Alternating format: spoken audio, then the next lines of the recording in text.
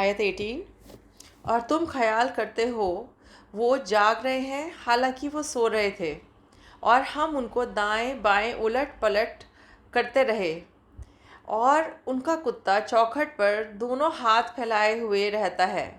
اگر تم ان کو جھانک کر دیکھتے تو ان سے پیٹھ پھیر کر بھاگ جاتے اور ان سے دہشت میں آ جاتے۔ اس آیت میں اللہ ہمیں بتانا چاہتے ہیں کہ اللہ نے کیسے پروٹیکٹ کیا اپنے بندوں کو۔ اللہ نے پچھلے آیت میں کہا تھا کہ اللہ ولی ہے، تو اللہ کیسے پروٹیکٹ کرتے ہیں یہ اللہ اس میں ڈیٹیل بتا رہے ہیں۔ تم سمجھو گی کہ وہ جاگ رہے ہیں جبکہ وہ سو رہے ہیں، کیونکہ ان کی آنکھیں تھوڑی کھلی ہوئی تھی، پوری طرح بند نہیں تھی۔ اس کی حکمت تو اللہ ہی بہتر جانتے ہیں، کیونکہ ہم نے کہا ہے کہ متشابہات آیتوں میں سے ہے کہ اگر ان کی آنکھیں بند رہتی اور 300 سال بعد وہ کھولتے اچانک، تو ہو سکتا ہے کہ اچانک لائٹ آنے سے اندھے ہو جاتے یا انہیں کوئی تکلیف ہوتی۔ اور ہم انہیں پلٹا رہے تھے دائیں اور بائیں جانب۔ زندہ انسان کروٹ لیتا ہے اور اللہ ان کو کروٹ دلا رہے تھے دائیں اور بائیں۔ سبحان اللہ، اللہ اکبر۔ اور کتا تھا جو دونوں پیر پھیلائے بیٹھا تھا دہلیز پر۔ سورج کو تو کام پہ لگا ہی دیا تھا اللہ نے ان کی، کتے سے بھی ان سے گارڈنگ کی ڈیوٹی لے لی۔ علماء کہتے ہیں کہ صالحین کا ساتھ کتے نے اختیار کیا تو کتا بھی معزز ہو گیا، قرآن میں درج ہو گیا۔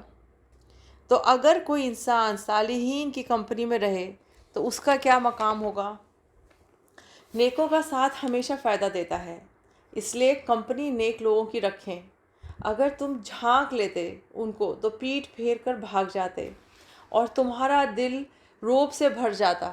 مطلب صرف دیکھ کر ہی نہیں ڈرتے، اسے شاید یاد ہی رکھتے ہمیشہ، اتنا ڈراونا وہ سین تھا۔ مطلب اللہ نے ان کو اتنا پروٹیکٹ کر کے رکھا تھا۔ ایسی دہشت ان کی رکھنا اللہ سبحانہ و تعالیٰ کی حکمت تھی۔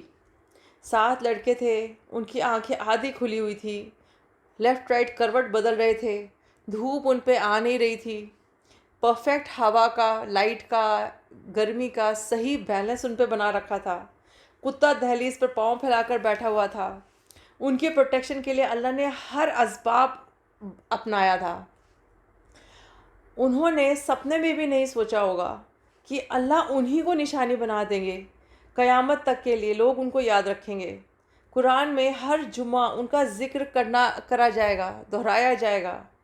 اللہ پر بھروسہ کرنے والوں پر اللہ ایسے موجزے دکھاتے ہیں۔ السلام علیکم ورحمۃ اللہ وبرکاتہ۔